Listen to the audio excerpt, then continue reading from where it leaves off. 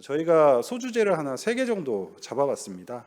하나는 좀 현황에 대한 거, 그리고 현재 상황에 대한 이해 측면에서 좀 해봤고요. 두 번째는 뭐 교수님 말씀하셨던 좀 시나리오 측면에서 어떻게 바라봐야 될지, 그리고 세 번째는 우리나라로 쑥 들어와서 그러면 우리가 어떻게 해야 될까, 이런 부분으로 주제를 좀 잡아봤습니다.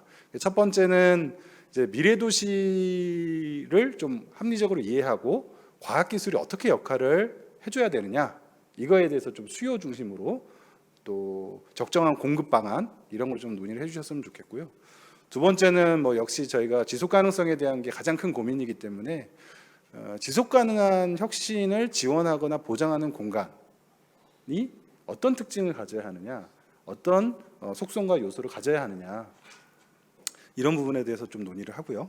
마지막으로 이제 우리나라의 여러 가지 기존의 혁신도시 추진도 있었고요. 뭐 균형 발전에 대한 여러 가지 정부 정책도 있었습니다만 현재 좀 다른 문제들이 도래했지 않습니까? 아까 말씀드렸던 저출산 고령화, 또 불균형, 이런 것들이 이제 굉장히 크게 대두됐으니까 결국에는 뭐 교수님 말씀 주셨듯이 분산과 집약, 또 저희 입장에서는 효율을 끌어올리기 위해서는 지식집약이라는 선택을 또 안 할 수 없는데 우리나라에서는 어떻게 접근하는 게 좋을지에 대해서 좀 주제 토론을 하도록 하겠습니다. 그럼 먼저 첫 번째 주제를 좀 질문 방식으로 좀 전해볼까 합니다. 미래도시 진화를 저희가 고려해 볼 때 과학기술이 기여하는 가치와 역할은 무엇이냐에 대한 건데요. 강범준 교수님께 부탁드리겠습니다. 사실 과학기술이 없었으면 도시가 있을 수가 없죠. 가장 근본적인 전제가, 그러니까 우리가 이렇게까지 모여서 할 수 있는 가장 근본적인 전제는 기술이죠. 그러니까 우선 지하철이 없었으면 어떻게 이렇게까지 도시가 집중이 될 수 있겠으며, 뭐 많이 나오는 이야기입니다만 엘리베이터가 있으니까, 뭐 지금이야 그것이 신기술이 아닙니다만 엘리베이터가 있으니까 고층 건물이 가능해진 것이고요. 전기가 있으니까 도시에서 안전하게 저녁 생활이 가능해진 것이죠. 뭐 그런 여러 가지 뭐 사례들은 뭐 어마어마하게 많을 것 같고요. 그러니까 이게 도시 단위에서 보지 않더라도 건물 단위에서 보더라도 저희가 그 잠실 타워, 뭐 500m 높이의 그 타워가 있는데 그 안에 들어가는, 이거는 제가 가끔 퀴즈로 내는데요. 엘리베이터가 몇 개 정도 들어가 있을지 혹시 아시는지 모르겠지만 예, 60개가 넘는다고 합니다. 그러니까 이게 큰 건물이라고 보기는 어렵고 큰 기계라고 봐야지 맞을 거예요.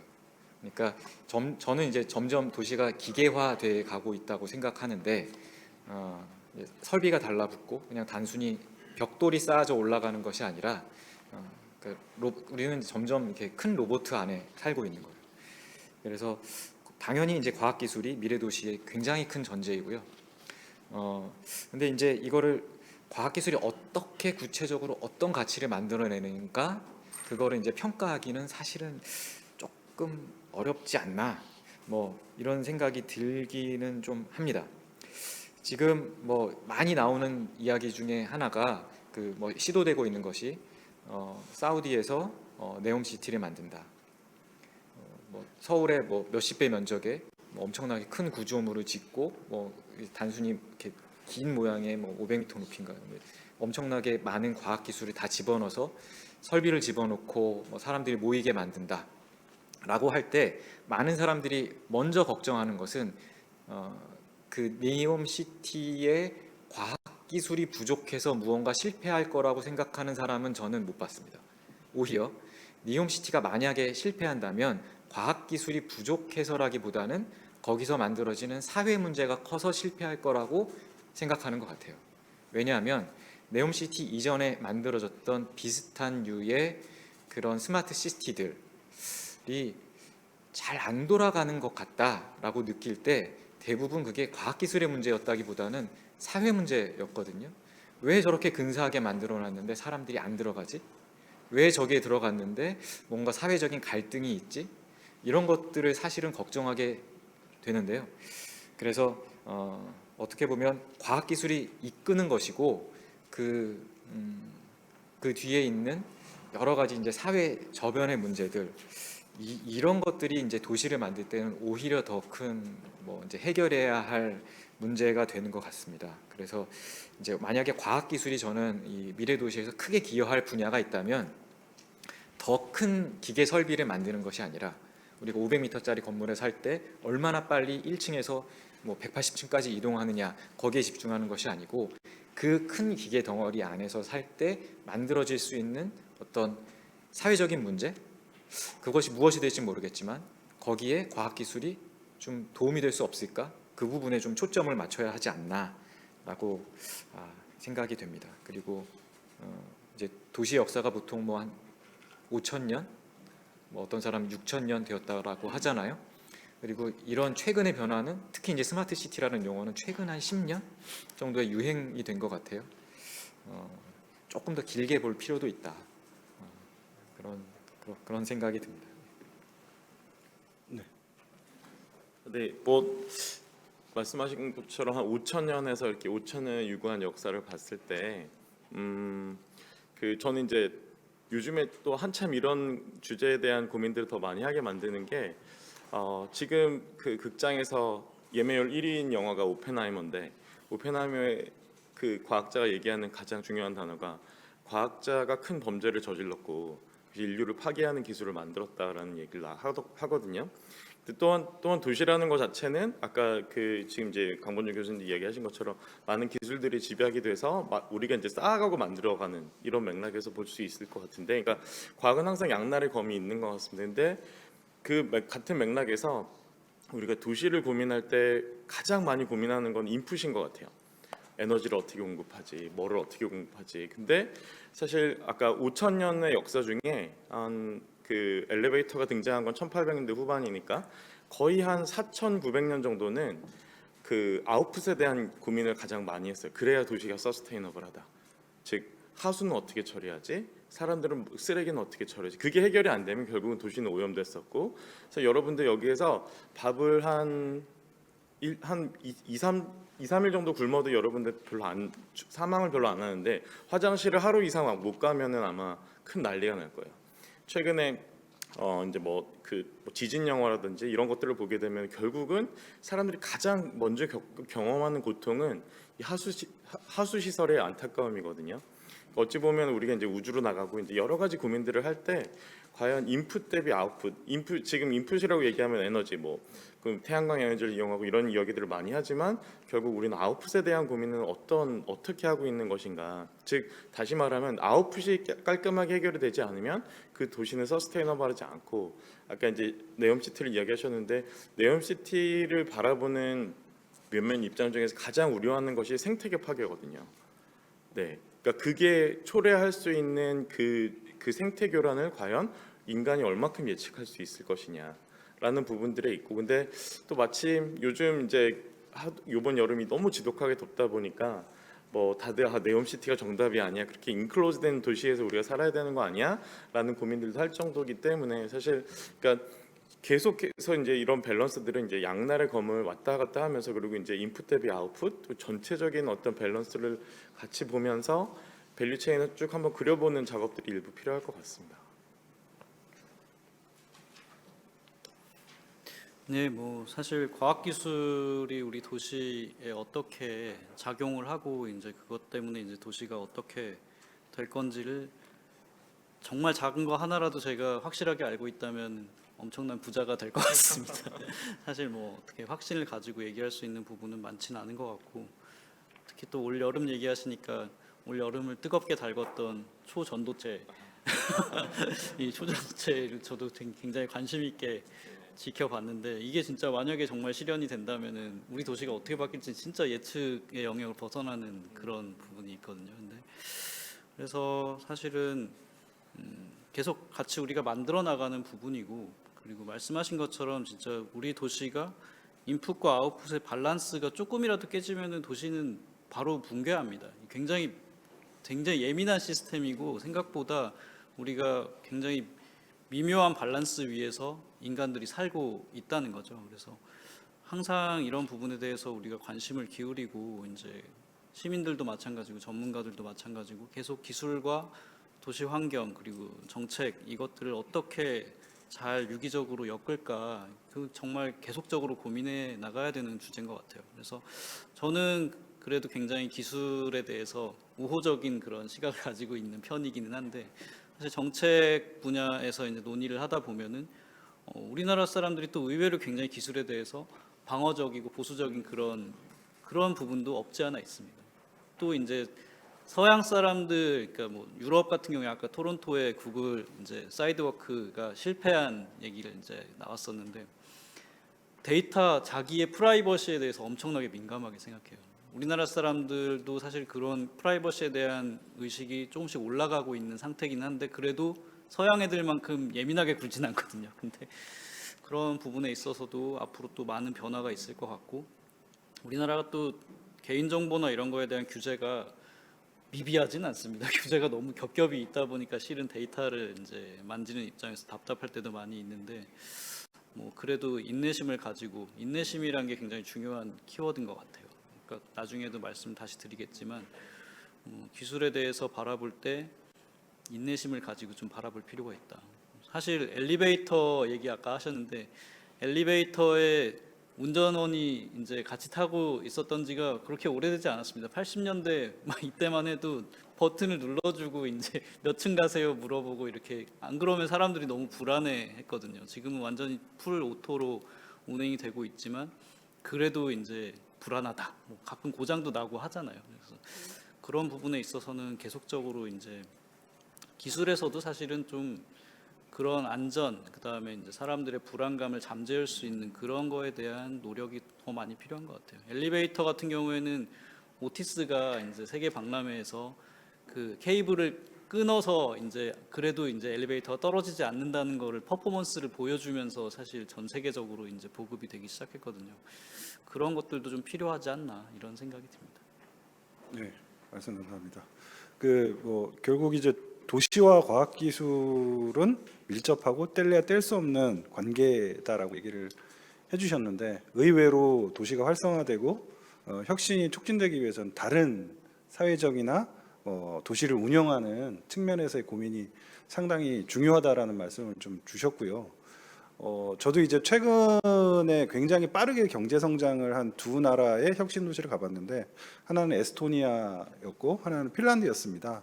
저희 나라가 한 60년 정도 거쳐서 3만 5천 불을 올라갔는데 이 두 나라는 사실 최근 20년 사이에 4만 불 이상 성장한 나라거든요. 두 나라의 혁신 도시의 특징을 좀 보니까 에스토니아는 대학 안에 상당히 많은 실험들이 이루어지더라고요. 자율 자동차뿐만 아니라 여러 가지 학생들이나 기업들이 할 수 있는 실험들을 다 대학 안에서 다 할 수 있도록 풀어줬고 벤처 캐피탈 프로그램도 다 대학 안에서 매뉴얼화 돼 있어서 굉장히 좀 빠르고 밀집돼 있다라는 느낌이 있었고요. 핀란드 같은 경우에 에스프 이노베이션 파크 같은 경우에는 굉장히 휴양지처럼 설계돼 있대. 제가 보고서를 따로 봤는데 교수님 말씀하셨던 시나리오들을 굉장히 많이 분석했더라고요. 그래서 경우의 수와 고려 사항들을 굉장히 오랫동안 보고서로 정리하고 도시의 구축 과정에서 그게 하나씩 반영되도록 하는 측면들이 있었는데요. 그런 부분들을 좀 섬세하게 고려할 필요가 있다라고 좀 이해하겠습니다. 그리고 이제 두 번째로 주제로 자연스럽게 좀 넘어가 보면요. 저희가 지속 가능 혁신에 대한 고민이 가장 중심에 서 있는 상태인데 그 혁신 공간의 설계 과정에서 규제를 고려하지 않을 수 없습니다.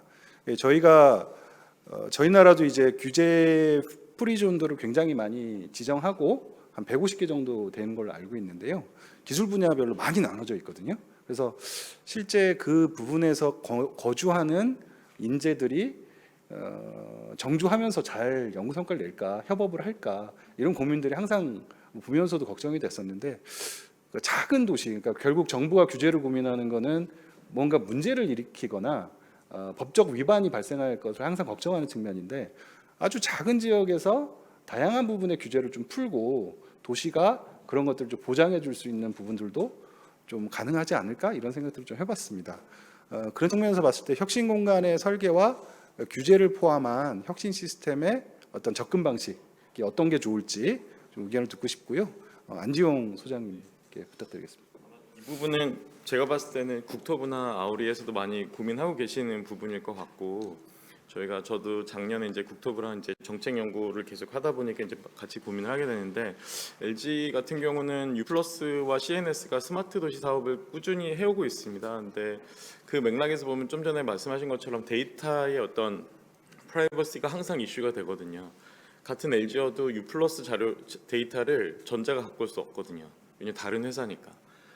물론 그 안에서 가공하는 것도 또한 제약이 많을 뿐더러, 그래서 이런 부분들이 어디까지 이제 해결이 돼야 될 것이냐라는 부분도 있지만, 사실은 이제 요즘 잠시 이제 지금은 조금 유행이 조금 지나간 느낌이 있는 메타버스 같은 경우도 그렇고, 사실은 산업이 먼저 새로운 것들을 발굴을 하고, 이제 과거에는 그런 것들이 연구나 학교에서 먼저 제안을 했다면, 지금 산업이 먼저 발견을 하고 그런 것들을 공부하는 연구나 이제 과들이 만들어지는 형태로 이제 점차 이제 세상이 변해가고 있는데, 이제 이런 맥락에서 아까 스마트 시티라는 건 한 10년 정도가 맞는데, 거의 같은 개념으로 이 ICT 기반의 도시는 한 20년 전, 25년 전에 유비퀴터스라는 개념으로 나왔고, 사실 이야기하는 내용이 거의 비슷합니다. 도시의 전 자동화, 연결하고 ICT 개념의 도시를 만들고 이런 것들이 이제 스마트 도시가 됐는데, 여전히 데이터라는 맥락에서는 규제들이 상당히 많고, 그것이 아까 이제 구글의 실패 사례도 말씀해 주셨고, 이제 국내에서 그런 제약이 상당히 많다는 얘기도 해주셨는데,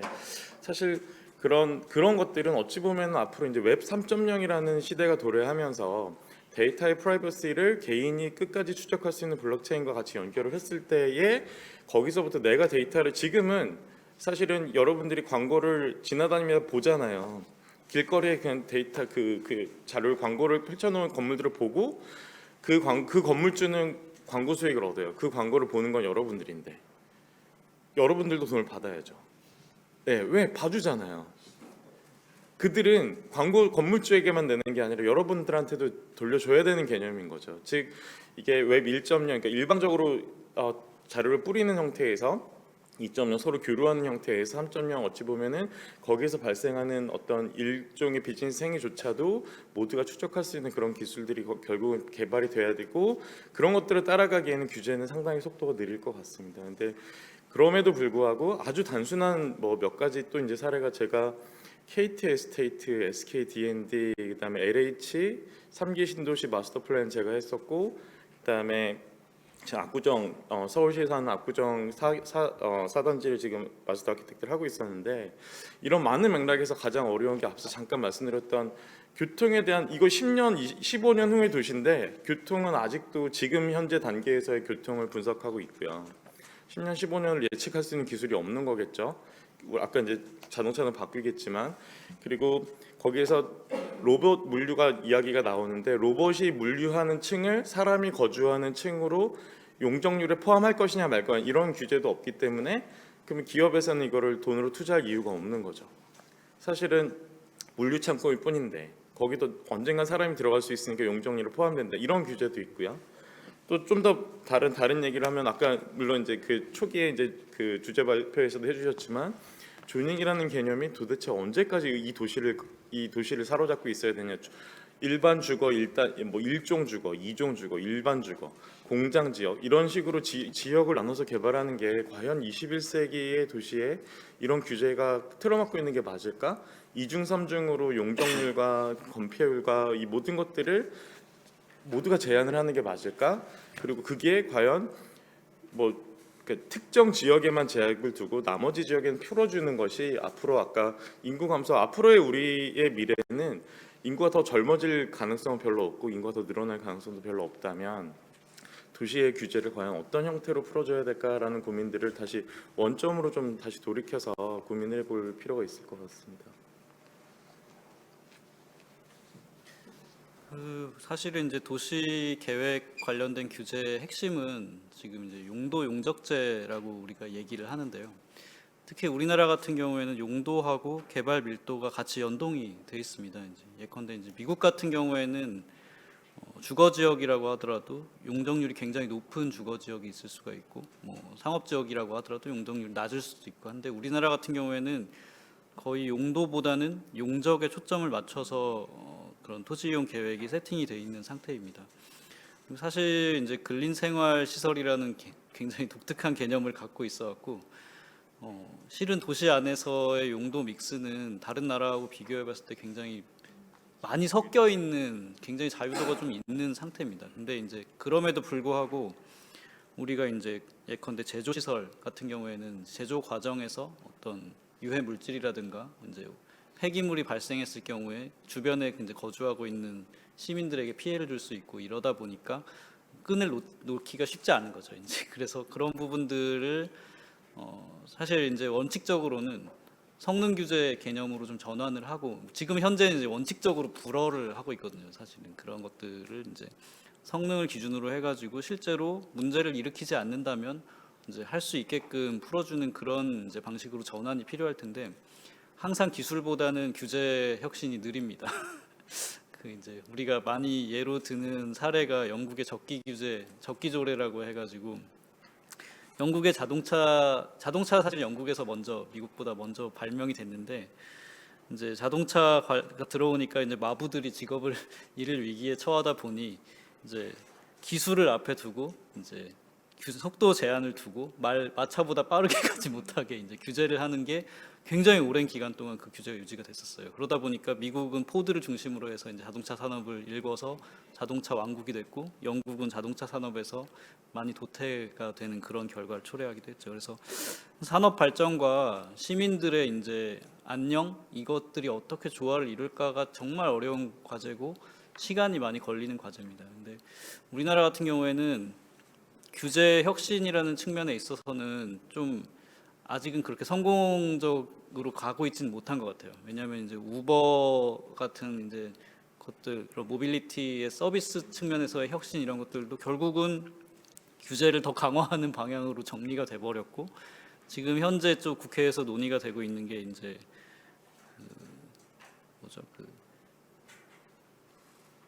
집을 빌려서 이제 해주는 서비스가 뭐더라?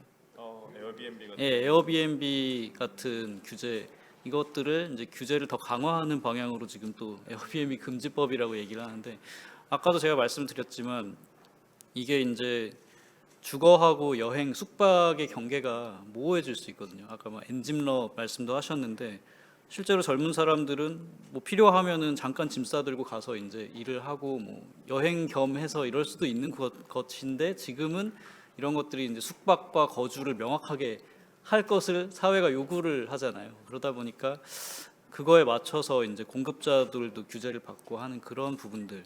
근데 이런 것들은 결국은 진짜 사회적인 합의를 통해서 해결을 해나갈 수밖에 없는 부분이고 이건 어떻게 보면 정부뿐만 아니라 국회에서도 정치의 영역이기도 하죠. 이것들은 정치하는 분들도 근데 정치하시는 분들은 문제가 뭐냐면은 항상 표를 가지고 있는 기존 사업자들에게 얽매일 수밖에 없어요. 그러니까 사실은 이제 우버가 들어오는데 실패한 이유도 택시 사업자들 그리고 택시 운전기사님들은 잘 조직화가 돼 있고 그분들이 그냥 조직해가지고 그거를 찬성하는 국회의원들을 이제 불이익을 주겠다 이러면은 또 이제 어떻게 보면 이게 민주주의가 돌아가는 하나의 방식일 수도 있겠는데 이것들이 어떻게 앞으로의 우리의 도시 진화를 좀 촉진하는 방향으로 좀 전환되는 분위기를 좀 만들어야 되지 않을까 좀 그런 고민을 많이 하고 있습니다.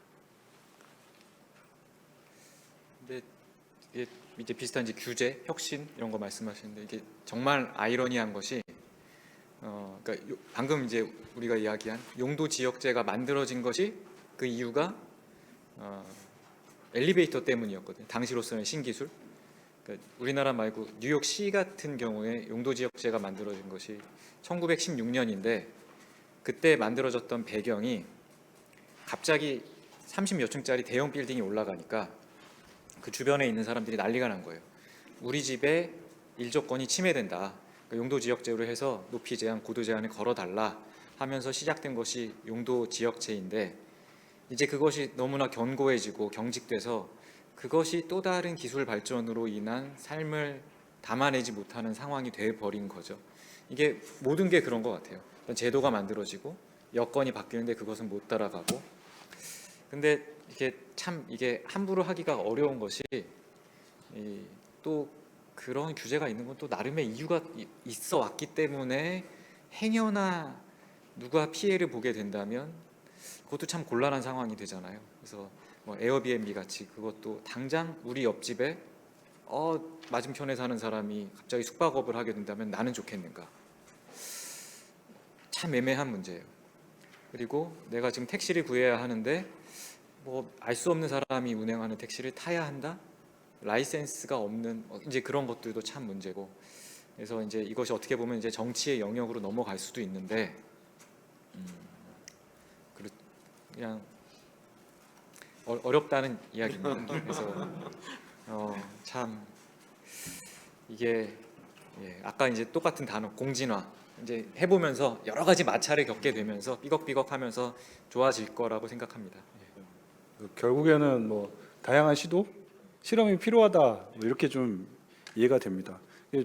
좋은 말씀을 많이 주셔서 시간이 또 의외로 많이 갔거든요. 그래서 좀 저희가 빨리 속도감 있게 의견을 좀 개진해 주시고요.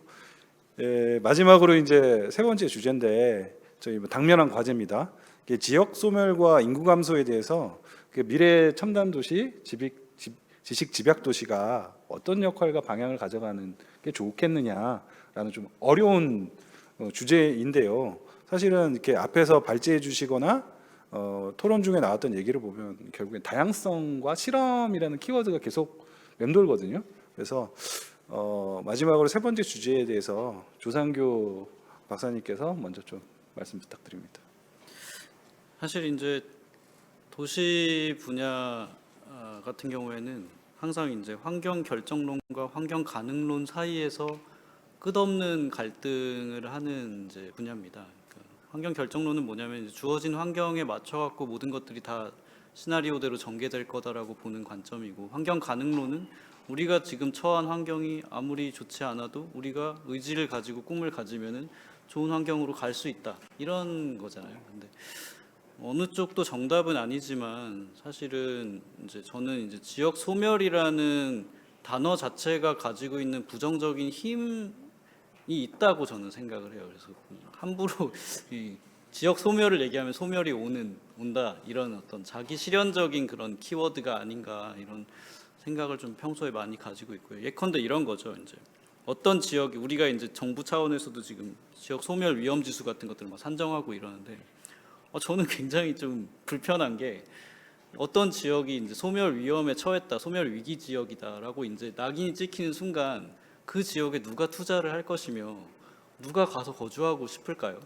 저는 약간 좀 그런 아이러니한 부분이 있다고 생각해요. 지역 소멸이라는 문제를 인식을 하고 거기에 더 적극적으로 대처하려고 노력하면 할수록 함정에 빠져드는 게 아닌가, 약간 이런 근본적인 문제 의식을 가지고 있고요. 뭐 그럼에도 불구하고 이제 어쨌든 그게 현실적인 문제이다 보니까 얘기를 안 할 수는 없고 같이 고민을 많이 하는 부분이 있는 것 같아요. 그래서 일단은 관점의 전환이 필요하다. 소멸을 너무 얘기하면 소멸이 온다라는 그런 경계 의식은 좀 가질 필요가 있는 것 같고, 저는 제일 중요한 거는 기존 공간, 기존 도시에서 기회를 가져오는 거는 아까 해외 사례도 마찬가지고 우리나라에서도 실은 마찬가지인데요. 기존 도시에서 뭔가 가지고 있던 것들이 사라지거나 쇠퇴했을 때 새로운 기회가 옵니다.